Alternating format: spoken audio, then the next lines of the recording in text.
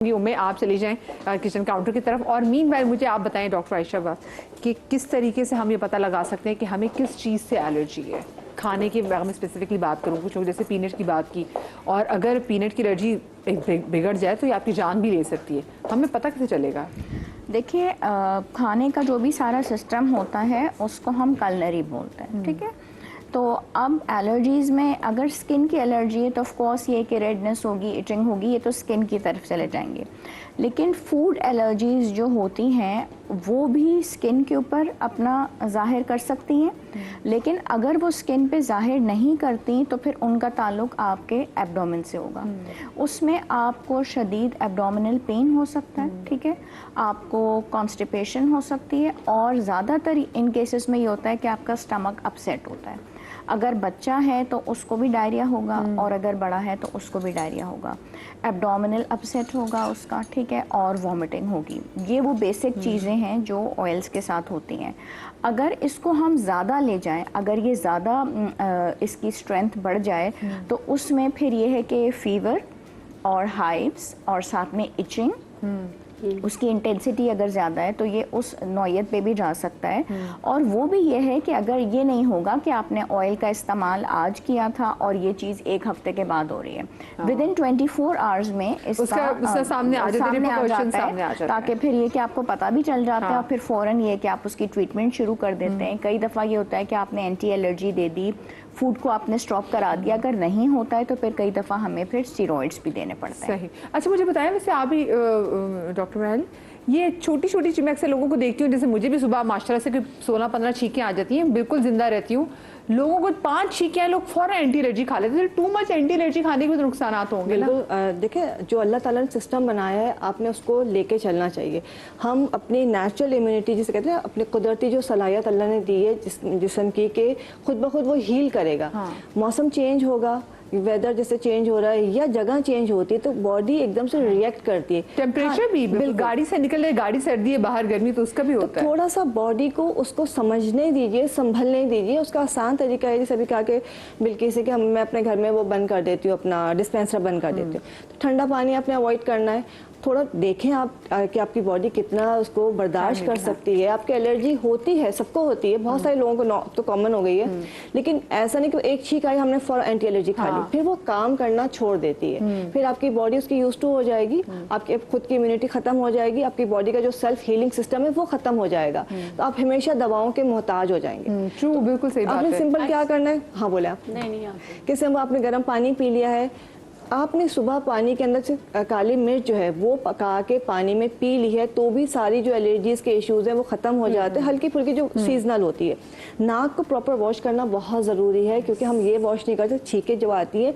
कोई चीज़ लगती है तो फिर छींकें आना शुरू होती हैं, तो हमारा डिफेंस मैकेनिज्म है बेसिकली, ये भूल जाना जरूरी है। अच्छा, मैं यही कह रही थी कि छींक जो है ना ब्लेसिंग है, बिल्कुल, इसीलिए जैसे जिसको छींक आती है गॉड ब्लेस यू, हाँ, ये एक नई जिंदगी आपको अल्हम्दुलिल्लाह अल्हम्दुलिल्लाह गॉड ब्लेस यू कहते हैं। तो मतलब एक छींक भी ब्लेसिंग है कि आपको बता रहा है कि आपको नई जिंदगी दे रहा है। इज इट ट्रू, वो कहते हैं for a fraction of seconds आपका हार्ट जैसे बीट करना है, आपका heart for 10 seconds heart beat करना छोड़ता है, क्योंकि अक्सर सबसे बड़ा खौफ तो बार आता है जब आप गाड़ी ड्राइव कर रहे हो तो आपको छींक आती है ना, तो उस वक्त लगता है कि इस टाइम में कुछ भी हो सकता है। और कुछ लोगों को तो बड़ी खतरनाक आती है, कुछ लोग ऐसे खतरनाक छींक आती है कि जो अगले ट्रॉमा में चले जाते हैं। लेकिन आपने जो वो मेडिकेशन के वाले से बात की ना, मैं अक्सर लोगों को देखती हूँ सरदर्द की गोली इतनी बाद में से इस्तेमाल करते हैं कि फिर वो गोली तो इस्तेमाल करना काम करना छोड़ देती है, फिर उनको और ज्यादा सरदर्द हो जाती है कि गोली काम क्यों नहीं कर रही है, तो मजीद वर्ष बढ़ता है। अच्छा, जिनको छींकें आती है ना, एक टोटका बताती जी जी जी, हाँ। प्याज सूंघने से ना, जिनको हमेशा छींकें आती है, आप यकीन करें पुराने जमाने में हुक्मा जो थे ना, वो कहते थे जिनको बहुत ज्यादा छींकें आती है तो प्याज काटो, उससे फर्क आता है। फिर उन पे छींक रुक जाते थे, आंसू आने लग जाते थे। और एक दो छींकें अगर आ रही है, वो छींकें चल रही है, तो वो भी जैसे अभी कहा कि ब्लेसिंग होती है कि अल्लाह ताला उस बंदे को वो फालिज नहीं होता है, ब्लॉकेज नहीं आती उसके ब्रेन के अंदर, बॉडी के अंदर, तो वो क्लियर होता रहता है। आर्टिफिशियली उसको किसी भी चीज़ को रोकने की कोशिश नहीं करनी चाहिए जब तक वो बहुत सीरियस कंडीशन में ना कन्वर्ट हो जाए। सही, बिल्कुल। ऐसे फ्लू के बारे में भी, क्या फ्लू को बहने दें? बिल्कुल, हाँ, इस तरह से। अच्छा, पहली चीज़ हम क्या अच्छा, हम बात करें ऑयल्स के भी, बिल्किस ने बहुत डिटेल से बताया। 2 तरह के ऑयल्स होते हैं। हम एक बात करते हैं एरोमा थेरेपी की, उसमें सिर्फ ऑयल्स इस्तेमाल करते हैं जिसको हम एसेंशियल ऑयल्स कहते हैं। वो बड़े डाइल्यूटेड, मतलब कॉन्सेंट्रेट होते हैं और उसके साथ मिलाया जाता है कैरियर ऑयल, जो नॉर्मली हम खाने पकाने में यूजुअली सर पे लगा रहे होते हैं। बादाम का तेल है, सरसों का तेल है, जैतून का तेल है, तिल का तेल है, ये सारे कैरियर ऑयल्स होते हैं। जो एसेंशियल ऑयल्स होते हैं वो एक लेवेंडर के अलावा सारे डाइल्यूट करके लगाने चाहिए। लेवेंडर और टी ट्री बहुत सारे लोगों को सूट कर जाता है, बहुत कम ऐसे जो जिनको डाइल्यूट करना पड़ता है, वरना ये 2 वाहिद तेल हैं जो कि आप डायरेक्ट लगा सकते हैं। बाकी कोई एसेंशियल ऑयल आपने कभी डायरेक्ट नहीं लगाना। बल्कि टी ट्री में बहुत इचिंग होती है, हाँ, सनसनाहट सी होती है। हाँ, अभी के ओरिजिनल एसेंशियल ऑयल लेना, जैसे अभी बिल्किस कहा कि होना ओरिजिनल चाहिए। प्योर एसेंशियल ऑयल मुश्किल से मिलता है, यहाँ पे हर चीज़ 2 नंबर बहुत आराम से मिल जाती है कि वो किसी भी तेल में डाल देंगे, खुशबू और तेल बन गया। पहचान ये है कि एसेंशियल ऑयल की चिकनाहट कभी भी नहीं आती, कभी नहीं आएगी। आप किसी कागज़ पे लगा दें, कपड़े पे लगा दें, एसेंशियल ऑयल चिकनाहट नहीं छोड़ता, बिल्कुल ख़त्म हो जाता है, उड़ जाता है वो। और उसको तभी किसी गर्म चीज़ में भी नहीं डालते क्योंकि उसका फ़ायदा नहीं रहता। ऑयल बनाएंगे तो उसको ठंडा करते हैं, लग सकती है, तो उसके बाद उसको लगाते हैं। अच्छा, तो ये चीज़ें कुछ बेसिक है कि लोग पूछते हैं हमें कैसे पता चलेगा कि जी अब पंसार भी जो है वो एसेंशियल ऑयल दे रहे हैं। अब पंसार का एसेंशियल ऑयल से काम ही नहीं है, वो एसेंशियल ऑयल कैसे दे रहा है? वो एक उसके फॉर्मुलेशन है, उसको निकालना जो एक बिल्कुल अलग तरीका है। वो सिर्फ सफ़ेद तिल के जो तेल होता है उसके अंदर डिफरेंट ऑयल्स या फ्लेवर्स डालते हैं और उसके बाद वो तेल बना देते हैं। तो ये तो एक पहचान हो गई। अच्छा, डिफरेंट ऑयल्स हम डिफरेंट चीज़ें बनाएंगे, लेकिन एक चीज़ बताऊँ, हम जो बेली बटन में ऑयल डालते हैं और साइंस नहीं मानती लेकिन ये बहुत ज़्यादा इफेक्टिव है, जो नेचुरोपैथी में या आयुर्वेदिक के अंदर हम कहते हैं। इसका एक ख़ास नाम होता है जो अपना आयुर्वेदिक के अंदर इस्तेमाल होता है। इसको जो है ना पेच्यूटी इनटेक कहते हैं। पेच्यूटी ग्लैंड होता है, जो कि साइंस उसको डिनायल करती है, मतलब नहीं है। लेकिन वो हम लोग मतलब जब हम पढ़ते हैं कहते हैं जी एक होता है कि सारी आपकी बॉडी का जो कनेक्शन है आपकी नाव के साथ जुड़ा हुआ है, कि बच्चे को फीड भी वहीं से मिल रहा है। तो वो मतलब पूरी बॉडी का एक सेंटर पॉइंट है कि नाव उतर जाती है, नाव चढ़ जाती है तो बहुत सारे इश्यूज आ जाते हैं। तो नाव के साथ बहुत सारी चीज़ें जुड़ी हुई है। अगर नाव अपनी जगह पे बेली बटन जो है मौजूद है तो आपको बहुत सारे इश्यूज नहीं आएंगे, बॉडी बैलेंस रहेगी। तो उसमें जब हम बेली बटन में ऑयल डालते हैं जिसको हम पेच्यूटी इनटेक कहते हैं, वो डिफरेंट ऑयल्स होते हैं। अच्छा, हम कहते हैं कि जी आप जैतून का तेल डाल लें, नाक रोज़ाना डालें, सरसों का डालें, लेकिन इसकी भी एक साइंस है। अगर आपको ड्राइनेस हो रही है, आपकी बॉडी बहुत ड्राई रहती है, इची रहती है, तो आपने नारियल का तेल या बादाम का तेल डालना है। वो बॉडी की ड्राइनेस को खत्म कर देगी। अच्छा, तरीका क्या है? सीजन है ड्राइनेस बहुत, लेकिन आपने उसको पहले बेली बटन को जो नाव को साफ करना है, बिल्कुल ड्राई करना है, फिर उसको मतलब ऑयल डालना है। उसके बाद उसके ऊपर कोई कपड़ा कॉटन रख देना है और फिर उसको हल्का हल्का इस तरह दोनों फिंगर से, जैसे आपने यूं बना के ट्रायंगल, उसको तीनों तरफ से मतलब प्रेस करना है, ताकि आपका ऑयल जो उसके जो साइड्स है ना वो प्रेस होती हैं और वो ऑयल पूरी जाके पूरी बॉडी में फैल जाता है। ओके, ठीक है। उसके अलावा कहते हैं अगर आपको बहुत ज़्यादा जैसे डाइजेस्टिव इश्यूज आ रहे हैं तो जो सरसों का तेल है, मतलब बॉडी को गर्म करने के लिए और हाजमे के लिए सरसों का तेल और सफ़ेद तिल का तेल डाल सकते हैं। तो वो आपका हाजमे के लिए सरसों का तेल अच्छा है, और जो आपकी बॉडी को वार्म रखता है वो सफ़ेद तिल का तेल और सरसों का तेल डालते हैं। जिनको बहुत सर्दी लगती है वो उसका इस्तेमाल करें। किसी को बहुत टेंशन रहती है और बहुत स्ट्रेस रहता है, बॉडी में बहुत पेन होता है, तो उसके लिए CBD ऑयल, CBD ऑयल अब तो आराम से मिल जाता है, लेकिन उसका सिर्फ 1 ड्रॉप डालना है। प्रेगनेंसी में यूज़ नहीं किया जाएगा, लेकिन उसको भी आपने किसी भी कैरियर ऑयल के साथ आपने मिक्स किया और जस्ट 1 ड्रॉप आपने बेली बटन में डाला, आपका सारा स्ट्रेस और टेंशन और दर्दों को वो ख़त्म कर देता है। इसे कितनी मज़े की, मैं जितनी मज़े की डिस्कशन लग रही है कि बेली बटन के अंदर कौन कौन से ऑयल्स जो हैं वो डालने चाहिए। मैं इस चीज़ को कंटिन्यू करूँगी, लेकिन अभी जनाब एक ब्रेक आ गई, तो हेडलाइंस के बाद वापस आते हैं, कहीं मत जाइएगा।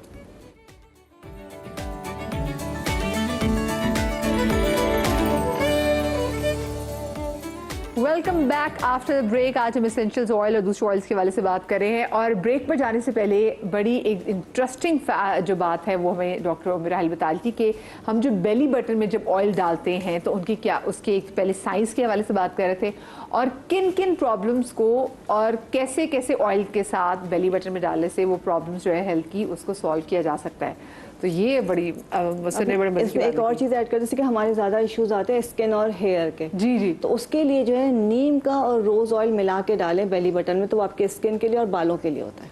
ओके, ये तो सिर्फ बेली बटन की कहानी भी खत्म हो गई। हाँ, ठीक है, ठीक क्योंकि है। वो तो हर चीज़ के हिसाब से वो डिफरेंट होते हैं।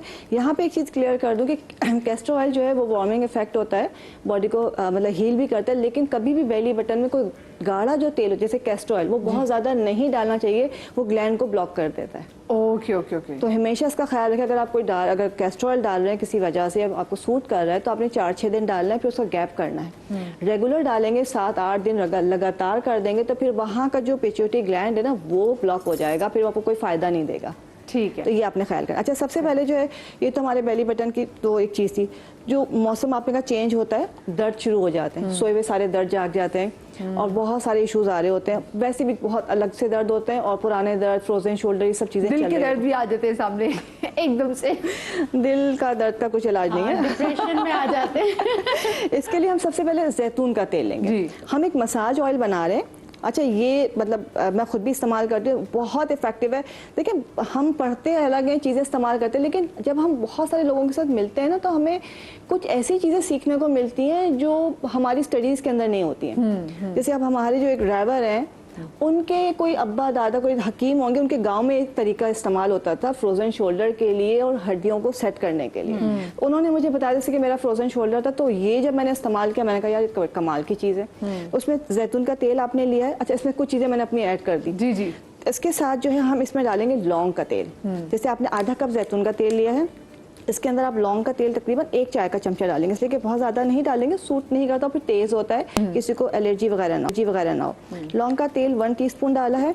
इसके बाद लोबान का तेल बहुत आराम से मिल जाता है। लोबान का जो तेल है, फ्रैंकिंसेंस जो है, ये दर्दों को ख़त्म करने के लिए, बॉडी को रिलैक्स करने के लिए बहुत इफेक्टिव होता है। नॉर्मली लोग इसके अंदर लोबान भी डालते हैं, लेकिन आप इसमें सिर्फ लोबान का तेल डाल दें 1 टेबल स्पून बड़ा, मतलब आधे कप के अंदर। इसके बाद देख रही हूँ कलर चेंज हो रहा है इस तेल का। हाँ, ये लेवेंडर ऑयल आपको पता है, ये कामिंग इफेक्ट है और सूदिंग, ये तकरीबन 1/2 टीस्पून डालेंगे, बहुत ज़्यादा डालने की ज़रूरत नहीं है। यहाँ पे एक चीज़ और बता दूँ, ये जो तेल है इसमें कलर जो चेंज हो रहा है इसका मतलब प्योर एसेंशियल ऑयल्स नहीं है। ठीक है, उनका कोई इतना ज़्यादा कलर्स नहीं होते हैं। इसके बाद हमने कितना पैसा खर्च कर लिया इन पे। इसके बाद इसको मिक्स करके हल्का सा, जैसे आपने गरम किया, लेवेंडर ऑयल गरम करने के बाद चूल्हे से उतारने के बाद डालेंगे।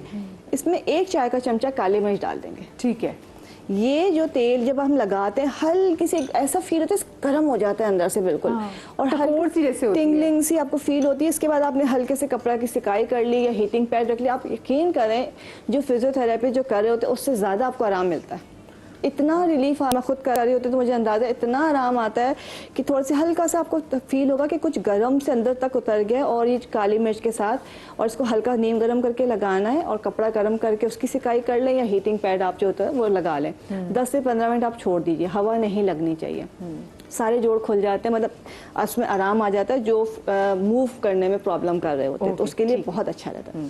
घुटनों में भी लगा सकते हैं आराम से। बिल्कुल आराम से, बहुत आराम से लगा सकते हैं। लेकिन जब भी कोई भी तेल लगाएं, खासकर इस मौसम में, तो आपने इस चीज़ का ख्याल रखना है कि तेल हम नीम गर्म करके लगाते हैं, आपको हवा नहीं लगनी चाहिए। इसका आपने सबसे ज़्यादा ख्याल रखना है कि आपने लगाया और जी हवा में निकल गए, खुली हवा में बैठ गए, देन आपको प्रॉपर टकोर चाहिए। हाँ बिल्कुल, और उसको थोड़ा सा गर्म, थोड़ी सिकाई होगी, पसीना आएगा तो ही वो फ़ायदा पहुँचाएगा। ठीक है। अच्छा जी, एक दूसरा जो तेल बना रहे हैं बड़ा मज़े का, बड़ा मतलब इसकी डिमांड होती है, कोई ऐसी चीज़ जो हमारी बॉडी को फर्म कर दे, जो स्किन हमारा वजन कम करने के बाद लूज हो जाती है, वो स्किन टाइट हो जाए। सेलुलाइट जो होता है, जो येलो फैट होता है, वो हमारा ख़त्म हो जाए, खासकर थाइज में होते हैं और जो हमारे आर्म्स होते हैं, उसके लिए कोई ऐसी चीज़ या बॉडी मसाज ऑयल है ये, और ये हर तरह का सेलुलाइट ख़त्म कर देता है। आपके जो इनग्रोन हेयर्स बन रहे होते हैं उसको भी ख़त्म करता है। और सबसे अच्छी बात है कि बॉडी को फर्मिंग इफेक्ट देता है ये। अच्छा, इसमें हमने तिल का तेल लेना है। तिल का तेल लेने के बाद इसमें जो है grape seed oil, grape seed oil हम जैसे हमने आधा कप तिल का तेल लिया है, ग्रेप सीड ऑयल जो है हम 2 टेबल स्पून डालेंगे। ग्रेप सीड ऑयल खुद बहुत अच्छा होता है। सारे खोल लूँ मैं हाथ के हाथ। अच्छा, ग्रेप सीड ऑयल आप फेस पे भी लगा सकते हैं। मैं भी आपको ऑयल बताऊंगी स्किन के लिए। तो आपके स्किन अगर बहुत ज़्यादा एजिंग आ रही है और स्किन बहुत डल हो रही है, स्किन के पोर्स आपके बहुत ज़्यादा ऑब्वियस हो गए हैं, तो उसके ऊपर जो है ना आपने ये ग्रेप सीड ऑयल लगाना है। ये हम डालेंगे 1 स्पून। ठीक है। इसके बाद जो है ये है geranium oil. Geranium oil easily मिल जाता है। ये फर्मिंग के लिए ये किस चीज से ऑयल निकाला जाता है वाला? देखिए जेरेनियम का मुझे इसका फ्लावर है, फ्लावर है जेरेनियम। उसका मतलब जेरेनियम को जेरेनियम के नाम से खुशबूदार फूल कहा जाता है, लेकिन ये बहुत सारे परफ्यूम्स में होता है, बहुत ज़्यादा क्रीम्स में होता है, और वो तमाम जो बॉडी लोशन और क्रीम जो फर्मिंग के लिए होते हैं उसके अंदर ये मौजूद होता है। तो जेरेनियम डालेंगे। एसेंशियल ऑयल अगर डाल रहे हैं तो हमेशा कम डालेंगे, अगर वैसे डालें तो आप जितना दिल चाहे डाल दें। एसेंशियल ऑयल की मिकदार हमेशा कम रखी जाती है, कॉन्सेंट्रेटेड होता है वो। बिल्कुल। ये 1 टीस्पून हम डालेंगे। इसके बाद हम इसके अंदर ऐड करेंगे 1 स्पून कॉफ़ी, ओह, और इसके बाद जो आखिरी चीज़ है, ये मेरा बड़ा ही फेवरेट ऑयल है, ये है पचोली ऑयल। आपने देखा होगा पचोली ऑयल का जो फर्मिंग इफेक्ट है, मैं कहती हूँ शायद दुनिया में किसी क्रीम से नहीं आ सकता। नॉर्मली इसको परफ्यूम्स में यूज़ किया जाता है, बहुत सारे परफ्यूम्स आपको मिल जाएंगे जो बड़े कीमती परफ्यूम्स हैं, लेकिन अगर आप इसको किसी क्रीम में ऐड करते हैं या मसाज ऑयल में किसी भी ऑयल के अंदर ऐड करते हैं, ये आपकी स्किन को एकदम से लिफ्ट अप करता है। अगर आप सिर्फ हल्का सा ऑयल लेके किसी क्रीम या लोशन में मिला के फेस पे लगा लें, आपको एकदम लगेगा कि स्किन खिंच गई है। तो इसको नॉर्मली हम लगाते हैं, ठीक है। तो ये पचोली हम तकरीबन इसमें डालेंगे 1 स्पून।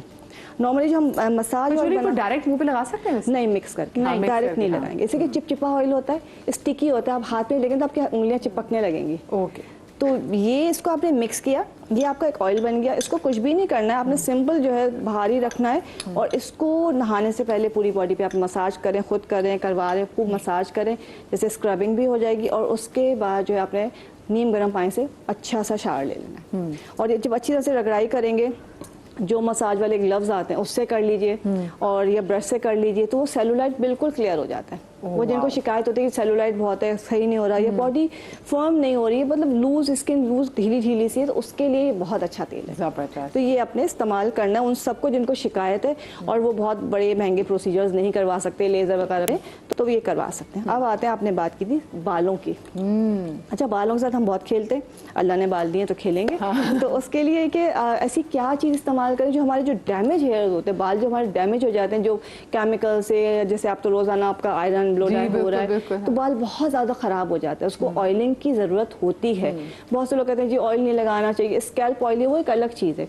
आपके एंड्स में, बालों में जो है शाफ्ट के अंदर ऑयल ज़रूर होना चाहिए, और ऑयल जो बालों में लग रहा है, मौसम ठंडा होगा, लोग नहाने में सुस्ती करेंगे, 2 घंटे बहुत है, या पूरी रात लगाया जा सकता है, लेकिन शर्त यह है कि उसके रात को लगा लें तो सुबह उठ के वॉश कर लिया जाए। ठीक है। 24 घंटे बालों में तेल छोड़ने का मतलब है आप अपने बालों को खुद गिरने की दावत दे रहे हैं। Oh my God. इसलिए कि वो सब उसके जो पोर्स हैं, क्लॉग्स हैं, वो क्लॉग हो जाएंगे और बाल गिरना शुरू हो जाएगा, डैमेज होना शुरू हो जाएगा। कुछ लोग तो मैं देखती हूँ 2-2 दिन तक बालों में तेल लगा होता है, धोते ही नहीं है। सर्दी में सुस्ती चढ़ती है, वो खूब तेल लगाएंगे, उसका क्या 2 दिन के लिए मुसीबत हो जाती है। अगर मैं एक वर्ड इस्तेमाल कर सकूँ टेलीविजन पे, आप लोग बुरा ना माने, मौत पड़ती है लोगों को, मैंने अक्सर लोगों को देखा है। अच्छा, और दूसरा क्योंकि हम गर्म पानी से जब नहाते तो ऑफकोर्स से वो ऑयल निकलता है, और फिर जब आप वो ना नहाए तो वैसे सीबम जो निकलता है, और पता है वो आपके फ्लेक की डैंड्रफ सी बन जाती है, सीबम वाला ना, मतलब ड्राई वेट डैंड्रफ टाइप के, वो पपड़ियां सी जम जाती है, और फिर इतना प्यारा वेदर है कराची का, तो मट्टी धूल सब चिपक जाता है उसके अंदर।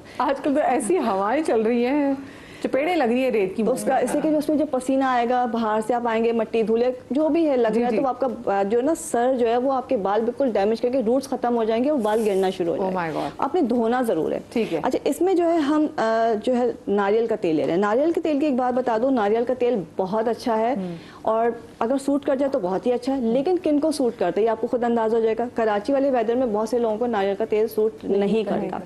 दूसरी, नारियल का तेल सूट ना करने की वजह है कि हम डब्बा लेते हैं या बॉटल लेते हैं और इस्तेमाल कर लेते हैं। जी। नारियल के तेल से अगर फ़ायदा उठाना है तो आपने नारियल लेके अपने सामने तेल निकलवाना है। वो तेल इतना प्यारा होता है, उससे अच्छा कोई तेल नहीं है। उसकी खुशबू भी बहुत अच्छी आती है, और उसकी शक्ल थोड़ी अच्छी नहीं होती, इसलिए कि वो थोड़ा गदला सा होता है। लेकिन उस तेल को आप बालों में लगाएंगे तो वो आपके बाल कहते हैं कि जी इस पर मेहनत की गई है। तो हम जो बने बनाए तेल लेते हैं वो नुकसानदेह। अगर आप नारियल लेके कोलू वाले से उसका या मशीन से निकलवा, अपने सामने निकलवाएं, खली इस्तेमाल करें स्क्रब के लिए। और नारियल का तेल जो है वो आपने इस्तेमाल करना है। इसमें हमने नारियल का तेल लिया है तकरीबन ½ कप। जी। अच्छा, इसके बाद जो है इसके अंदर हम डालेंगे argan oil. Argan oil easily मिल जाता है, ये तकरीबन हम इसके अंदर डाल देंगे तकरीबन 1 स्पून। मैं सिर्फ बता देती हूँ आपको, ठीक है। इसके संदल ऑयल नॉर्मली हम संदल इस्तेमाल करते हैं फेस के लिए, लेकिन डैमेज वालों के लिए संदल ऑयल बहुत प्यारी चीज़ है। आपका जो भी तेल है उसमें आप संदल ऑयल डाल दे तो जो आपका जो क्यूटिकल खुल जाता है, जो केमिकल्स के बाद बाल अजीब फटा होता है, अगर संदल ऑयल आप किसी भी तेल में मिला के शाफ्ट पे लगा लेंगे और थोड़ा सा गर्म तौलिया लपेट लेंगे तो वो क्यूटिकल्स को बंद कर देगा और बाल जो है ना हेवी हो जाएगा दोबारा से। तो इसके अंदर भी हम 1 स्पून डालेंगे। अब इसके अंदर जो है तीसरा ऑयल जो है, ये आप अखरोट का इस्तेमाल कर सकते हैं, ये एवोकाडो का तेल है या मैकेडेमिया का तेल है। ये तीनों नट्स हैं जी, तीनों मतलब ये तो फल है, इनमें से मैगी नट्स है। हाँ, लेकिन तेल मिल जाते हैं। ये तीनों तेल बालों के लिए बहुत अच्छे हैं। आप इसमें जो इजीली मिल जाता है वो इसमें 1 स्पून ऐड करेंगे। ठीक है। और आखिर में wheat germ oil. Wheat oil अलग होता है, व्हीट जर्म ऑयल अलग होता है। Wheat germ pure vitamin E होता है जिससे व्हीट उगता है, मतलब उसका जो जर्म होता है। जी जी। तो वो प्योर विटामिन ई ऑयल हम 1 स्पून डालेंगे। ये भी थोड़ा गाढ़ा सा होता है। ये तेल आपने बना के रख लिया। सर्दियों में तेल लगाने का ज़्यादा बेहतर तरीका ये है कि आपने थोड़ा सा नीम गरम किया और उसके बाद खूब लगा के मसाज किया है। मसाज करके फिर उस एंड्स पे आपने बहुत ज़्यादा तेल लगाना है, मसाज करना है। बुरा लगता है इसमें तो खैर कोई ऐसी खुशबू नहीं। आप टी ट्री ऑयल इसके अंदर डाल सकते हैं, आप इसके अंदर लेवेंडर डाल सकते हैं, रोजमेरी डाल सकते हैं, कोई सा भी ऑयल ऐड कर सकते हैं अपनी कंडीशन के हिसाब से। बाल गिर रहे हैं, रोजमेरी ऐड कर लें। आपको सुकून चाहिए, आप लेवेंडर ऐड कर लें।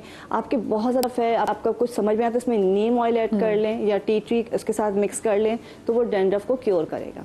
ओके, ठीक है। गरम तौलिया लपेट लीजिए या क्लिंग शीट लपेट लीजिए। 2 घंटे के बाद, 1 घंटे के बाद बहुत होता है पानी, वो तेल जो है अच्छी तरह से जज्ब हो जाता है, उसको वॉश कर लीजिए। ठीक है। लेकिन वॉश करने के बाद जो भी आपका सीरम है या सिंपल जो है आपने ऑलिव ऑयल लिया, चिकना किया, जिनकी बहुत ज़्यादा ड्राइनेस होती है और सिर्फ जड़ों के अंदर हल्की सी चिकना उंगलियां हल्की सी सिर्फ चमक है, वो जड़ों में लगा दिया तो आपका बाल जो है ना, आपकी खुश्की नहीं आएगी सर के अंदर। ओके, जबरदस्त। तो ये देखिए चीज़ें सारी फायदेमंद होती है, कोई चीज़ नुकसानदेह नहीं है, उसका तरीका इस्तेमाल बहुत इंपॉर्टेंट है। सही। अच्छा, लेकिन कुछ लोगों के बालों में एकदम से खुश्की की पपड़ियाँ से बनने लग जाती है, उस पर डॉक्टर मना करते हैं कि उसमें तेल नहीं लगाना। डॉक्टर तो वैसे बहुत कुछ मना करते हैं। नहीं, अगर ड्राई है तो आप ऑयलिंग करें। अगर वो फपड़ियाँ जो है ना स्टिकी और मतलब उसमें जख्म है, नहीं जख्म पे भी कर सकते। अगर उसमें आपको चिपचिपापन सीबम आ रहा है तो फिर ऑयलिंग नहीं करना चाहिए। जो ये होती है ना टाइप जिसमें आपकी पपड़ी कंप्यूटर होती है, हाँ जी, बस एक चीज़ और बता दूंगी फिर मैं आती हूँ। तो वो ऑयल डालने इसलिए मना करते हैं कि अंदर से वैसे ही सीबम सीक्रेट हो रहा होता है, ऊपर से आप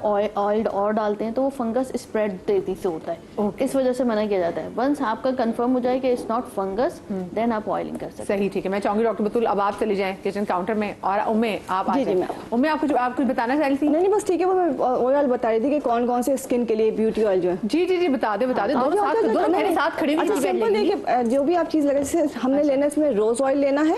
रोज ऑयल के साथ हमने इसके अंदर जोजोबा ऑयल लेना है। ठीक है, ये 2 ऑयल हमने मिक्स कर लिए, इजीली दोनों मिल जाते हैं। जोजोबा ऑयल और रोज ऑयल को मिक्स कर लिया बराबर। अब अगर हमारी स्किन में हमें लिफ्टिंग चाहिए, ग्लो चाहिए, तो हमें इसमें संदल ऑयल और बर्गामोट ऑयल ऐड करना है, तकरीबन 10-10 कतरे। और अगर हमारी स्किन पे एक्नी है या कोई सेंसिटिविटी है तो हम उसमें टी ट्री ऑयल जो है वो ऐड करेंगे। ओके, अच्छा मैं चाहूंगी डॉक्टर मतलब आपकी चीजें जो भी अभी रेडी नहीं है तो आप आ जाए, आप परेशान हो गई थी। डॉक्टर आयशा, एक बात, डॉक्टर आयशा थोड़ी सी डल भी लग रही है, she is not in her colours. Why doctor Ayesha भाई, कितनी प्यारी आपने ज्वेलरी भी पहनी हुई है, कानों में भी डॉल्स पहने हुए हैं, why are you so sad today? मैं वेट कर रही थी, मेरी बारी नहीं आई थी। अल्लाह मियां, नेक्स्ट हम चलो भी सारे डॉक्टर आयशा उन्होंने मुझे वापस बुला लिया। मैंने इनको बुलाया, मैंने कहा प्लीज देखो मोहन